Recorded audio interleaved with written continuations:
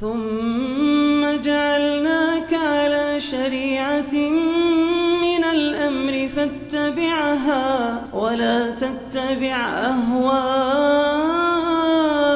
الذين لا يعلمون. Kemudian kata beliau, "Faman dhanna annahu yudilu al-batil 'ala al-haqqi idalatan mustaqirratan yadmahillu ma'aha al-haqq." Ya. Aw ankara ay yakuna ma jara biqada'ihi aw qadarihi aw ankara ay yakuna qaddarahu li hikmatin balighah yastahiqqu 'alayha al-hamd. Ya, harusnya diperbaiki itu harokatnya. Au ankara ay yakuna qadaruhu li hikmatin balighatin yastahiqqu 'alaiha al-hamd bal za'ama anna dhalika li masyi'atin mujarrada fadhalika dhannu alladhina kafaru fawailul lil ladzina kafaru minan nar. Ya. Baik.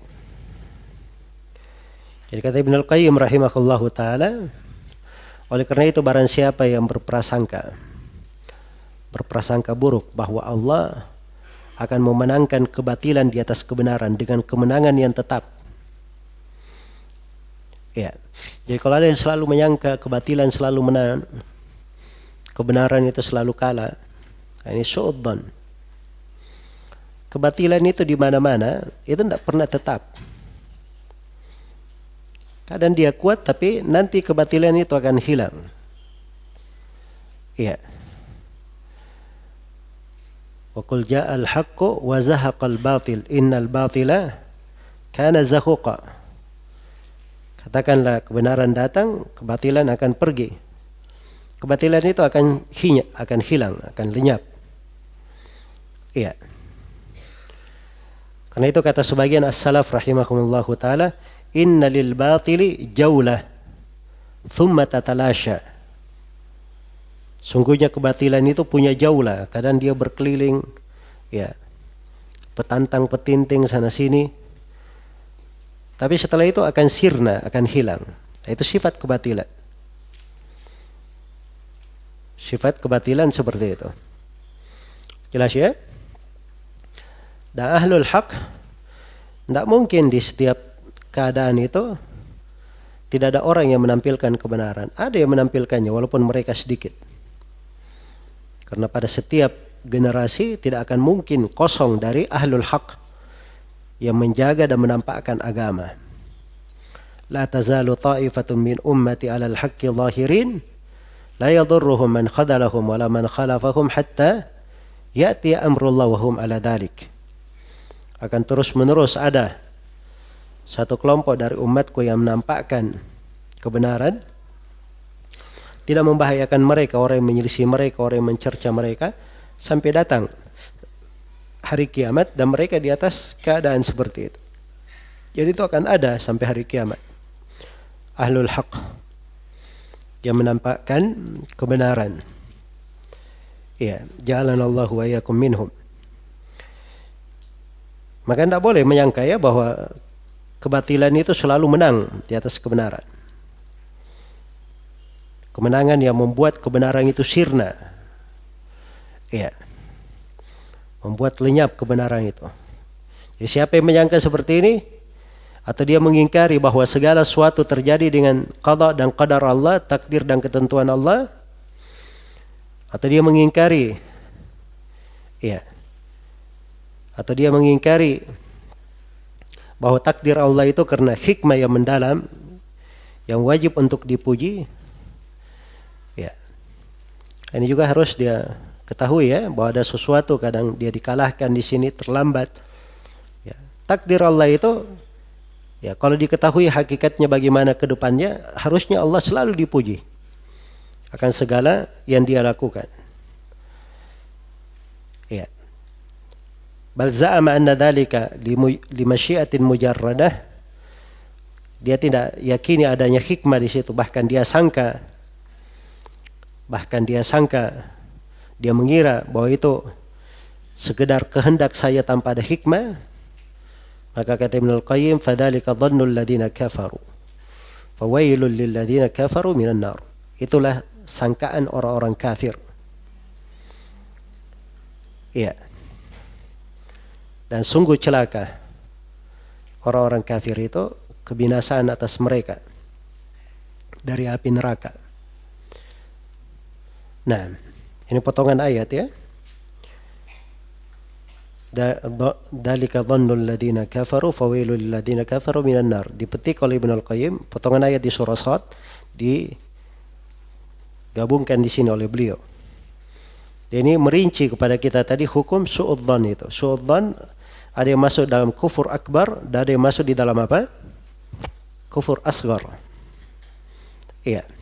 Dan kadang masuk di dalam hal yang bersifat muharramat, perkara yang diharamkan. Tidak mengeluarkan dari keislaman.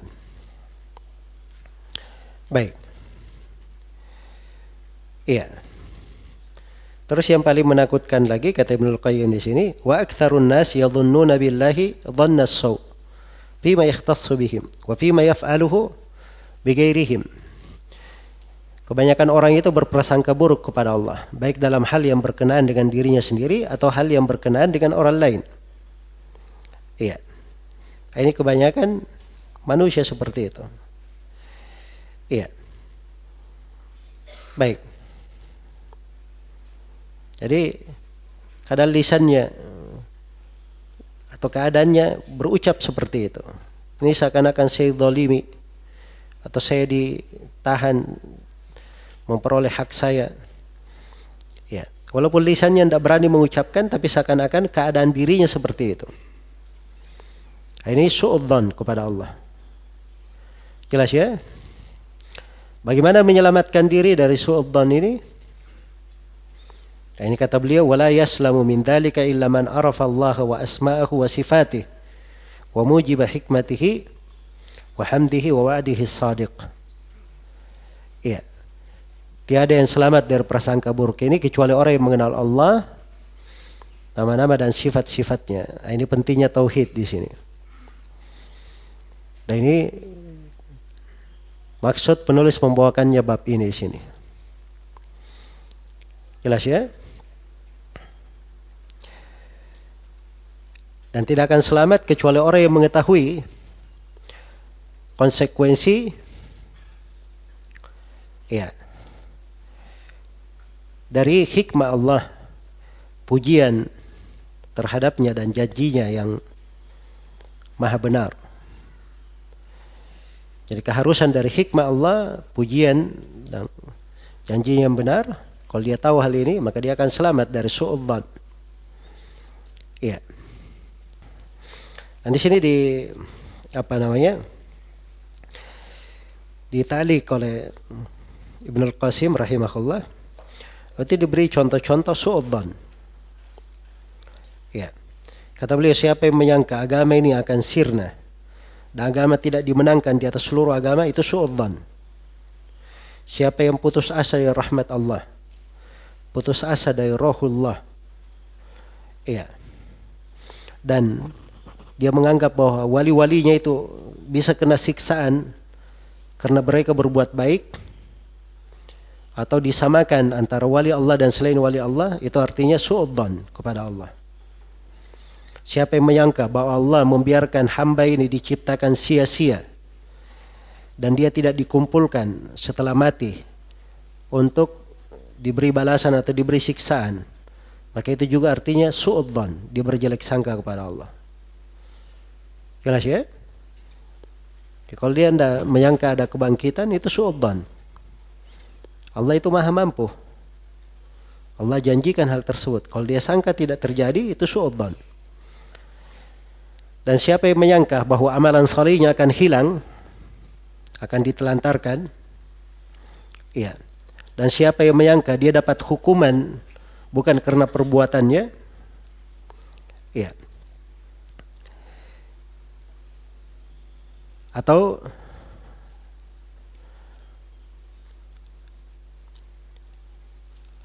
siapa yang menyangka orang yang menghabiskan umurnya dalam ketaatan dikekalkan dalam neraka, dan siapa yang memusuhi menghabiskan umurnya dalam memusuhi Allah, memusuhi Rasulnya dan agamanya, akan diangkat derajatnya di sorga, maka itu su'udzon kepada Allah. Iya. Siapa yang menyangka bahwa nama-nama dan sifat-sifat Allah, apa yang dikabarkan dari zahirnya itu dianggap sebagai batil dan tashbih, menyerupakan Allah dengan makhluk, maka itu masuk dalam su'udzon. Demikian pula orang yang mentakwil nama-nama dan sifat, itu su'udzon semuanya. Iya. Baik. Siapa yang menyangka terjadi dalam kekuasaan Allah apa yang Allah tidak kehendaki,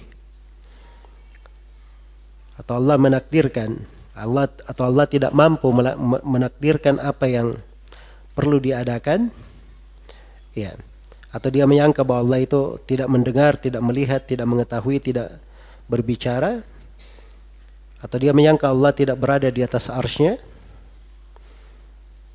maka ini su'udzon kepada Allah. Atau siapa yang menyangka bahwa harus ada perantara antara dia dengan Allah di dalam berdoa, memohon hajat, ini su'udzon. Jadi subhanallah, su'udzon ini luar biasa ya, pembahasannya banyak sekali. Banyak sekali. Jadi kalau di Islami makna su'udzon, ya, ini mencakup banyak dari pintu-pintu penyimpangan. Itu asalnya kembali kepada su'udzon. Demikian pula dosa dan maksiat asalnya juga berhubungan dengan su'udzon. Karena itu kata Ibnu Al-Qayyim rahimahullah, "Falyatanil labibun nasih li nafsihi bihadza wal yatub ila Allah wa yastaghfirhu min dhannihi bi rabbih dhanna as-saw." Iya. Kata beliau rahimahullah, hendaknya orang yang berakal, ya, lalu cinta nasihat untuk dirinya, dia memperhatikan hal ini dengan seksama, ya'tani, punya i'tina, memperhatikan masalah ini dengan seksama, wal yatub ilallah, dan hendaknya dia selalu bertobat kepada Allah, wa yastaghfirhu, dan banyak beristighfar, memohon ampunan, min dhannihi bi rabbih dhanna as-saw, atas prasangka buruk yang dia lakukan kepada Allah. Kadang seorang jatuh di dalamnya, ya, dan dia tidak menyangka. Sama dengan penuntut ilmu, kadang dia belajar, dianggap dirinya terlalu lama menuntut ilmu, terlalu panjang jalannya. Ini bisa masuk dalam su'udzon, berburuk sangka. Ya, sudah diterangkan ilmu itu akan selalu memudahkan, melangkahkan, membantu seorang. Ya, kalau dia memandang bahwa dia belajar dan menuntut ilmu, ya, ini masih lama, masih waktunya, dia tidak bisa sampai ke sana dan seterusnya. Ini kadang tidak bisa, kadang tidak lepas dari su'udzon kepada Allah Subhanahu wa Ta'ala. Iya. Karena itu kewajiban seorang hamba, dia selalu perbaiki dirinya, dia periksa dirinya dari hal ini. Dia berbaik sangka kepada Allah. Iya. Kemudian kata beliau, walau fattashta man fattasht la ra'aita indahu ta'annutan al-qadar. Iya, wa malamatan lahu. Wa annahu kana yanbaghi an yakuna kadha wa kadha, fa mustaqillin wa mustakthir.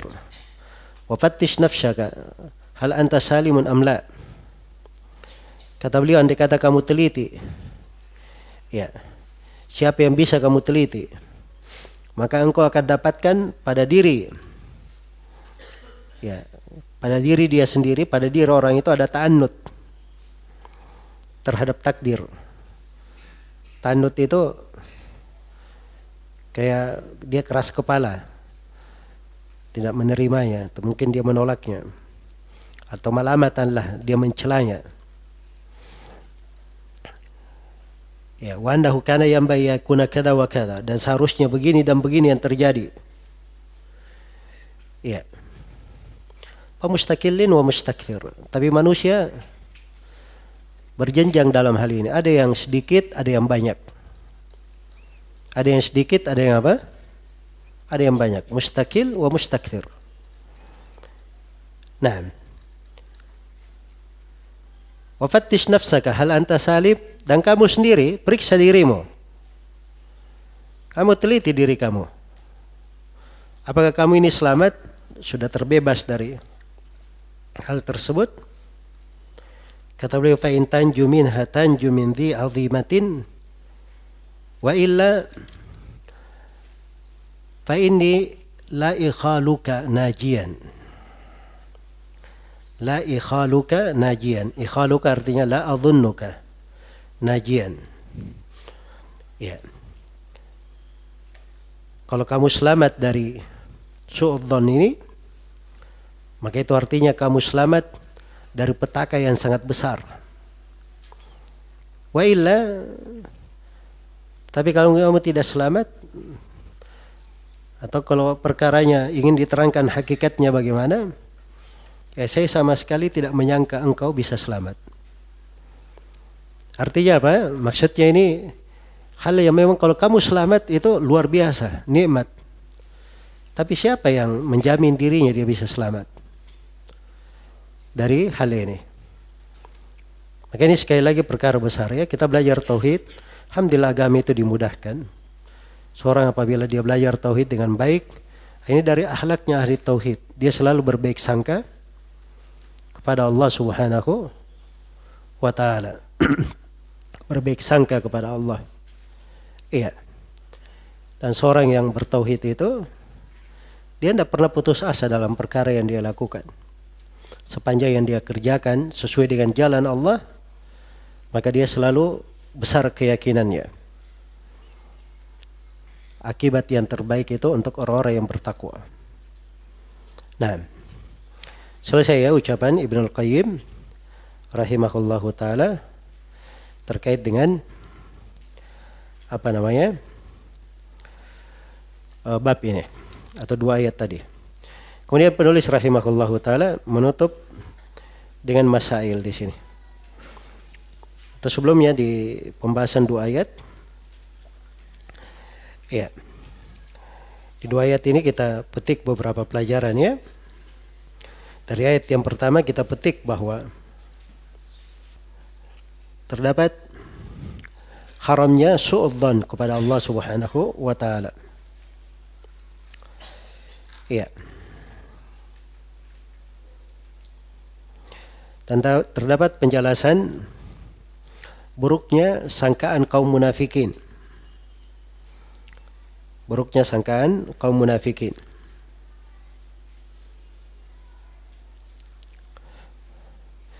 Dan terdapat bahwa siapa yang menyangka bahwa kebatilan itu selalu menang di atas kebenaran, yang membuat kebenaran itu hilang, maka itu masuk dalam su'udzan, berjelek sangka kepada Allah Subhanahu wa ta'ala.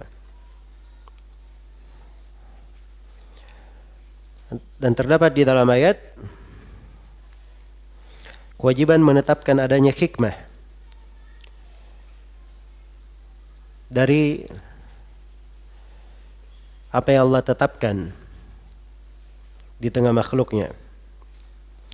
Dan terdapat di dalam ayat penetapan keimanan kepada qada dan qadar, takdir dan ketentuan Allah. Dan terdapat juga di dalam ayat kewajiban mensucikan Allah dari hal yang tidak pantas, tidak layak baginya. Dan terdapat di dalam ayat kewajiban berbaik sangka kepada Allah Subhanahu wa ta'ala. Ya. Itu pada potongan ayat yang dibawakan oleh penulis ya, walaupun ayatnya itu banyak pelajarannya, sebagiannya sudah kita terangkan tadi. Ayat yang kedua terdapat tahdir, peringatan dari su'udzan, berburuk sangka kepada Allah. Yang kedua sebaliknya terdapat kewajiban berbaik sangka kepada Allah. Dan yang ketiga terdapat bahwa siapa yang menyangka bahwa Allah tidak menolong para rasul dan agama Allah, maka dia telah berburuk sangka kepada Allah. Dan terdapat bahwa orang yang berburuk sangka itu akan mendapatkan akibat yang buruk, kemurkaan dari Allah, laknat dan neraka. Yang terakhir terdapat di dalam ayat bahwa su'udzan itu adalah sifat orang-orang kafir dan kaum munafikin. Baik. Kemudian penulis rahimahullah menyebutkan atau menutup bab ini dengan menyebutkan beberapa masail. Kata beliau, fihi masail. Al-ula tafsiru ayat Ali Imran. Yang pertama tafsir ayat Ali Imran. Yadhunnuna billahi ghairal haqqi dhannal jahiliyah. Itu sisi penalilan penulis rahimahullah. Iya. Al-thani tafsir ayat al-fath. Adh-dhannina billahi dhanna as-saw. Baik. Ini kita sudah terangkan ya semuanya terkait dengan penafsiran para ulama ahli tafsir pada ayat dalam ucapan Ibnul Qayyim. Al-thalitha al-ikhbar bi anna dhalika anwa' la tuhsar. Ya, pengabaran bahwa su'udzon itu beraneka ragam. Bentuknya beraneka ragam, tidak bisa dihingga. Ya. Nah ini faedah penting ya, masalah penting dari penulis. Jadi su'udzon itu bentuknya banyak sekali, tidak bisa dihingga. Ar-rabi'ah annahu la yaslam min dhalika illa man arafa al-asma was sifat wa arafa nafsahu. Yang keempat, penjelasan bahwa tidak ada yang bisa selamat dari prasangka buruk ini kecuali orang yang mengenal nama-nama dan sifat-sifat Allah serta mengenal dirinya sendiri. Ya, jadi ada dua, dia kenal nama dan sifat Allah serta dia kenal dari hikmah, hamd, pujian Allah dan janji Allah yang benar. Setelah itu dia juga kenal dirinya. Dia kenal dirinya lemah, banyaknya kekurangan, banyak kesalahan. Dan dia mungkin tidak pernah selamat dari apa? Su'udzon. Mungkin dia berburuk sangka kepada Allah, dia tidak sadar. Jadi kalau dia kenal dirinya, ini akan membantu dia untuk hati-hati dan bisa selamat. Tapi kalau dia selalu bersangka bahwa dirinya aman-aman saja, oke-oke saja, seakan-akan dia nggak ada masalah, ini yang repot ya. Ya, wallahul musta'an. Baik.